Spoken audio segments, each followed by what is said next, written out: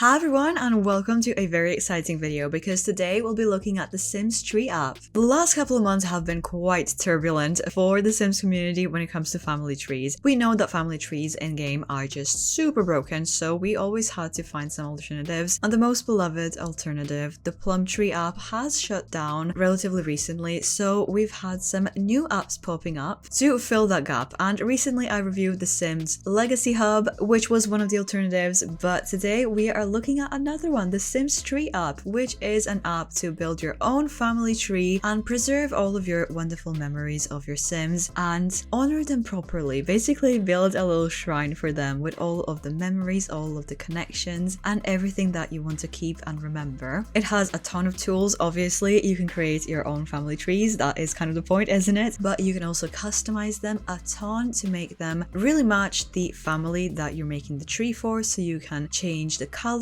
fonts, backgrounds, pretty much everything to make it super unique and fitting for that family. It also has a very extensive photo editor, so even if you haven't edited some photos that you really want to include on the tree but you feel like they're not looking as good as they could, you can do quite a lot in the app itself. It also has a gallery feature, so you can upload some photos of your Sims, maybe from some memorable events like weddings or birthdays, or maybe all life stages of certain Sims, so you can remember their entire journey. One thing that is quite huge is that you can import your pre-existing family trees. I'm pretty sure that this app is compatible with Plumtree, so if you have your old Plumtree tree downloaded and you miss it a lot, this is your chance to get it back. And it also has a little community feature where you can share your family tree with others, see what others are doing, how they're playing their game, what's happening, how they're making their trees, so you can get super inspired from them. And this is how it looks when someone shares their tree with you. It is an interactive preview, so you can hover around and look at things and click on things. So if I maybe click on this Sim, I can see their profile photo, see if they're alive or not, what gender they were, what type they were, their traits, aspiration, a little description if there is one. So I can continue clicking around, see maybe who they married to or who they divorced, see their children, maybe see some gallery photos from some Sims. So you can really get super immersed into other people's families' trees and follow their story in a very unique way. The app also has a light mode and a dark mode available. A lot of people have a very heavy preference for one or the other, so I feel like it's really useful to have a choice. The app is also fully available on your phone, which I think is really useful if you want to work on the go, especially for these little descriptions, because you can often think of something when you're not on your PC and then just really easily forget. I know it happened to me a lot of times. I would write down some notes on my phone or whatever and think, okay, I'll just write that down on the PC when I'm back, but it just almost never happens. I lose a lot of like bits of lore and stuff because I just forget about it. So I feel like it's really great to constantly have access to this, so you can just update things whenever you want to. The app has a free version and a premium version. The TheSimsTree team has been kind enough to give me the premium version for free to show it off to you, but the free version has a full-fledged family tree, so you can make one tree, but you have no restrictions on the amount of Sims and generations that you want to put in. So even if you have like 30 generations, you're good, you don't have to worry about it. You can choose one of the pre-existing set backgrounds that are on there. You of course have the ability to share your tree with others and to edit your little profile photos for your tree and your Sims. And in the paid version, you can create an unlimited version of trees and import your pre-existing trees if you don't want to start from scratch. You can set up custom fields in your character card, so you can put in literally any info that you want, and you can upload your own backgrounds for your tree to further customize and personalize everything. You can use their extensive photo editing to fix up all of your photos. You can create photo galleries for each of your characters and your tree in general to store all the memories, and of course much more as the app will be expanded and updated. And another exciting thing is that the TheSimsTree has decided to partner with me to give me a referral link and a code for discount for subscriptions. So if you want to subscribe to them, you can use my code THILSEY for a discount for their annual subscription, or use the link below. I'm gonna put all the info about that in the description, so be sure to check it out because you'll be supporting this amazing service but also my channel. But I guess before you make the decision, you have to see what the app actually does, so let me show you. So I put together a small tree already, just a little start of it so you can see what it looks like, but we'll be expanding it quite a lot. And I'm gonna be using my Crybaby Whims Legacy like like I did in the Sims Legacy Hub, because this is by far my biggest family and the most complicated one, so I feel like it's a great family to use for apps like this. I'm gonna be showing you how to make the tree from scratch and everything, but first let me show you some customization options. First of all, when you first load into the app, everything will of course be empty. I'm just gonna be adding a new dynasty so you can see what the default tree looks like. And this is what it looks like when you start a brand new dynasty. So if you want to change your overall family tree description, you can go and click on this little icon here, choose edit, and then you can upload the photo of your family tree, name of the family tree, and any sort of information description that you want. You can also put in some additional fields. You can also delete your family tree right here. So now that you've seen how to do all of this, let me show you mine. Might as well. So I have this little logo for my Crybaby Whims. I'll probably still change it up. I'm not really sure if I'll keep this one, but so far this is it. And this is my Crybaby Whims Legacy. And I haven't added any photos in here because I'm not very good at taking screenshots, at least not keeping them, which is a really big shame. So I can just show you if I uploaded literally any photo in here, just so you kind of see. So you have your photo opening here, and you can do quite a lot with all of that. So you can rotate it and you can flip it if you need to. You can scale it and rotate everything. You can put a lot of filters on there as well. Oh, this is a really nice one. I really like that one. And you can even do more like brightness, contrast, saturation, exposure. You can do so much when it comes to editing, as well as annotating it. So if you wanted to like draw some more, you can do that easily and like change all of the colors. So you can like do pretty much whatever you want. And you also have some preset things like lines and arrows, rectangles, ellipses. So if you're not very good at drawing like I am and you can't draw a circle to save your life, you can already just have one here. You can also decorate things, which I don't really know what the difference is because you have all the same little things, but still it's really useful. You can put in a little stickies here. So if you wanted to like add like emojis or whatever, you can also select your own images. You can add frames on photos, so you can make them really fun and interesting, so it's not just a plain screenshot.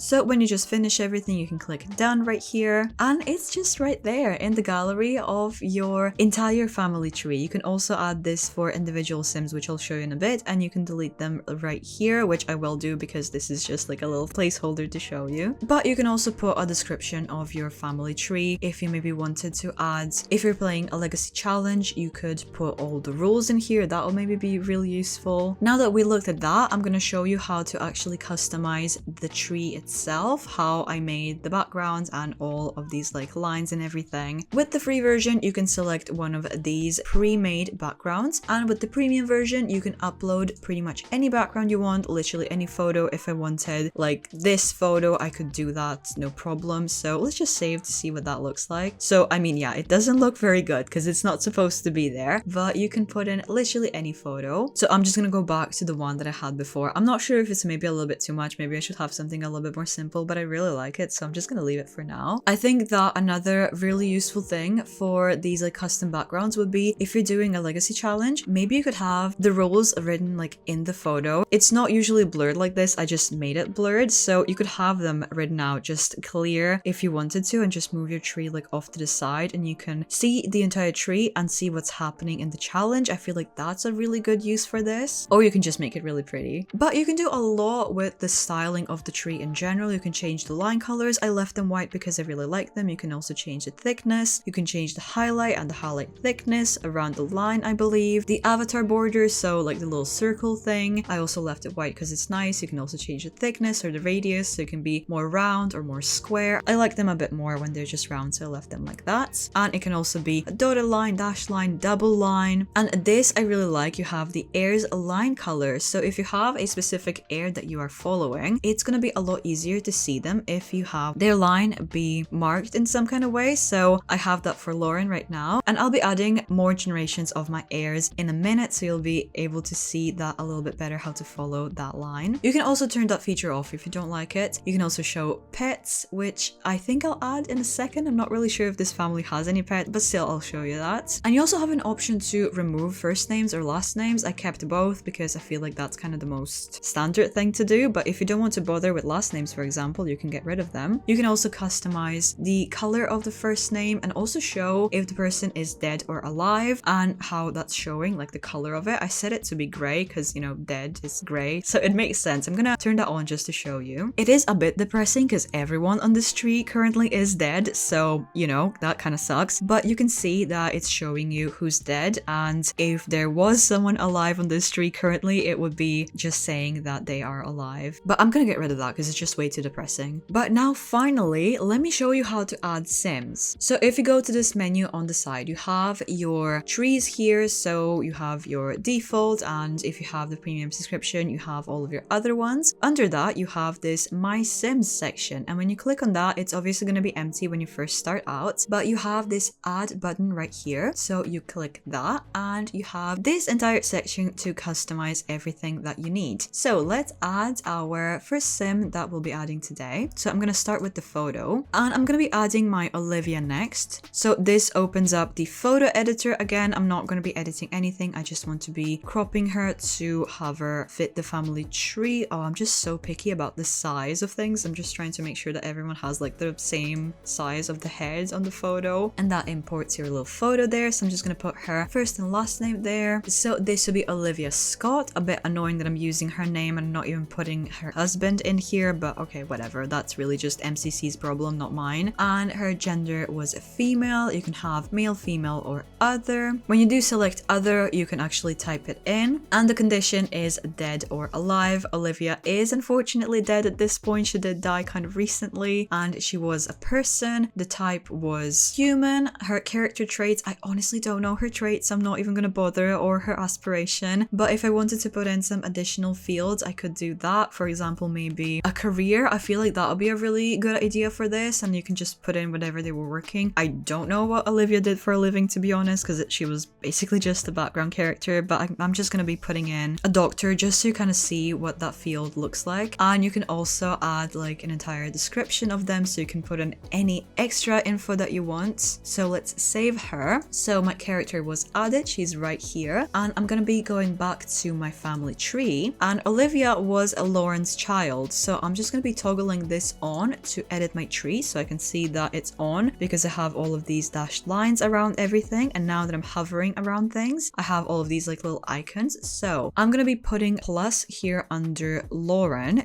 to add another child to her, and to select the sim that I want to put in here, I simply just need to click this little setting button, and that's giving me my sim selection. I can search for the sims, which is really useful if you have like a ton of them. I don't have as many yet, so I can just click on Olivia right here. So there she is right here. So now I can click on Olivia to see her profile, and we can see that her kind was person, she was female, she was human, and my custom little info here was the career and that she was a doctor, which I'm gonna get rid of because she wasn't actually. I just wanted to show you, but you can remove these additional fields just by clicking the little trash icon. So let's save it like that. And again, I'm just gonna be clicking on her card to also be able to add photos, which I unfortunately don't really have of Olivia. I mean, I kind of do. I have these like really old screenshots that I just took in like mugshot type of way in CAS. I can add her when she was a toddler. I don't really like the photo because it doesn't have reshade or anything, but I can add her toddler and child photos. I mean, I don't like it because it doesn't have G-shade on, but maybe I can put some filters on and that's going to be looking much better. See, I like that a lot more already, so let's just save that. So we have her photo right there. I can add another photo. So there we have two of her photos right here. You can add as many as you need, and you can add her parents here. So we have her mother Lauren. It's a bit unfortunate it doesn't add it automatically because she is coming from her line, but the parent is kind of understandable because we have two partners here, so I do have to select who her father is, and that will be Lewis. So let's look him up. So there we go, Lewis Lockhart is her father. So when we click on her character card, we will have her parents here, and if she had any pets, we would be able to see that. So we can just expand this, add as many things as you want. But before I continue building this family tree, I just want to jump back to this empty little family tree that I set up here, so you can see what it looks like when it's just first made and how do you add sims to that. So don't get confused if you can't click on anything, there's nothing showing up, you can just drag it around and that's it. Remember that you have to put this toggle on to edit, and now you have the dashed lines around, and when you hover, you can add sims upwards or downwards. So you can add their parents if you want to, and you can add the children's of these sims if you you want to. So you're already like building generations. So you can go up or down in like any direction if you want to go up here. And I can also add their partner if I need to add a spouse. So I can click this little heart icon, and that's giving you a partner section. So you have partner, spouse, ex, friends. Oh, you can even add friends. I didn't even realize. That's so nice. Engaged, divorce, brother or sister, and widow or the widower. And then you can select one of your Sims. But I'm going to be jumping back to my family tree that I will be continuing working on. And I forgot to mention something really fun is that you have your little generations here, the number of generations under the name of your family tree. So if you have like a lot of generations in your tree and you don't feel like zooming out and then counting line by line how many you have, it's telling you already up there, which I think is really, really amazing. Although this is kind of my generation 0 and this is my generation 1, so that's like one generation ahead, but it doesn't really matter. I wanted to include the parents because they were kind of like the part of the backstory, so it'd be kind of weird to leave them out of the family tree. Although I could have done that by just adding the parents right here and just having Lauren and her siblings be the first line, but I like having the parents be visible like this, so it's alright. And now we're getting to the fun part because I'm finally adding the next generation. So I'm gonna be adding, where is Flora? Oh my god, are you kidding me? I didn't take a photo of Flora. That is so embarrassing. That is so embarrassing. Oh my god. Well, I'm gonna be using a placeholder then. But we are finally reaching someone who is finally alive in this tree. Oh my god. So again, I'm gonna be adding one from Lauren's side and I will select that to be Flora, but this time it's going to be a little bit different because for the parents, I'm gonna be setting that to be Lauren,